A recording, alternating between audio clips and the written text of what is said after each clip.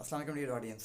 आज जो मैं टॉपिक आपके लिए लेके आया हूँ ये इंग्लिश लैंग्वेज का बहुत इंपॉर्टेंट जो है मौजू है। वो इस लिहाज से कि इसका इंग्लिश लैंग्वेज में इस्तेमाल बहुत ज़्यादा होता है और टॉपिक जो है वो है suppose to be and suppose to have. हम बात करेंगे भाई कि इंग्लिश में ये सपोज टू जो है वो इस्तेमाल क्यों किया जाता है और ये कब किया जाता है। जैसे हम जानते हैं कि देखिए सपोज का मतलब क्या होता है। सपोज का मतलब होता है कोई चीज़ एज्यूम की करना। जैसे आप समटाइम किसी चीज़ को फर्ज करते हैं, कोई इसका मतलब ये भी होता है किसी चीज़ को आप एक्सपेक्ट करते हैं। तो इससे हम जो सेंटेंस निकालते हैं वो है सपोज टू। जैसे आपने बहुत दफ़ा सुना होगा कि एक बॉस जब अपने एम्प्लॉय को कहता है कि you are suppose to be on time. तो आपने कभी नोट किया है कि उसने you are suppose to be on time उसने ये वर्ड यूज़ क्यों किया। You are suppose to be on time का मतलब ये होता है कि यू आर, ये आपकी ड्यूटी तो है, इट्स ओब्लिगेशन है, लेकिन आपसे ये तवक्को की जाती है कि आप टाइम पे आएँ। तो बेसिकली सपोज टू का जो मीनिंग होता है वो है एक्सपेक्टेड टू, कि आपसे ये तवक्को की जाती है। इसी तरीके से हम ये कहते हैं कि we are suppose to be helpful.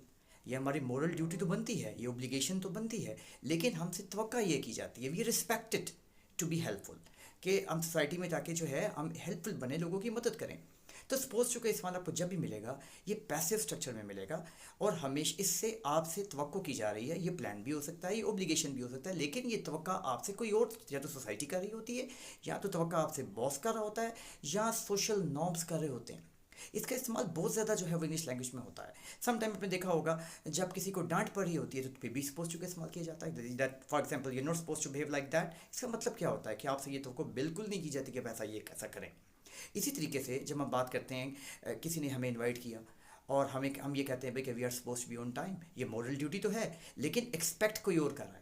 तो इसका मतलब ये होता है कि ये इसीलिए पैसिव स्ट्रक्चर में होता है कि इसमें आपसे जो एक्सपेक्टेशन है वो कोई दूसरा कर रहा होता है। इसीलिए इस सेंटेंस को हम पैसिव स्ट्रक्चर में इस्तेमाल करते हैं।